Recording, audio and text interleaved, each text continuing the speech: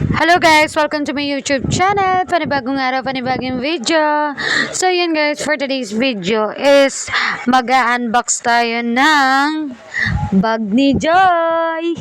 Bag yan ni Mami Joy guys. Sobrang ganda niya. Pwede na siyang gamitin kasi matibay siya. Kung di ka taga QC, wala kang ganito. Kami mga taga QC downtown lang ang meron nito guys. So yun guys, ang una is tumbler. Ang ganda ng tumbler niya kasi hot and cold siya. Color red din siya. Tapos meron siyang steamer para malinis nga yung tubig na ilalagay mo. Ayan guys, pinakita ko sa inyo. Steamer. Medyo malit lang siya sa loob pero pwede na para sa mga estudyante like elementary.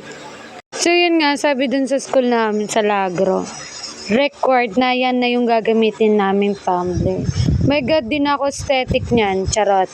Tapos ayan, may whiteboard tayo. And then, siyempre tumbler ko yun, nilagay ko dyan kasi ang dami kong bitbitin. Ayan, yellow pad para sa mga grade 12 and 11. And then, binder. Ayun guys, din ako nakabili ng binder. May binigay na dito sa gobyerno na binder. And then, meron din pencil case. Ang ganda naman ng mga binigay ni Tita Joy.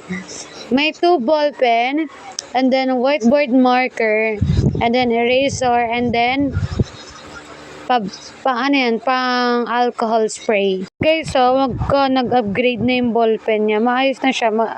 Ang ganda na ng ball pen niya. Hindi siya yung katulad nung nakaraan. Parang plastic siya. Ganon. Diba? Lagi kami nabibigyan niya. Mga taga-QC kami. Mga downtown to. Kinalad ka eh.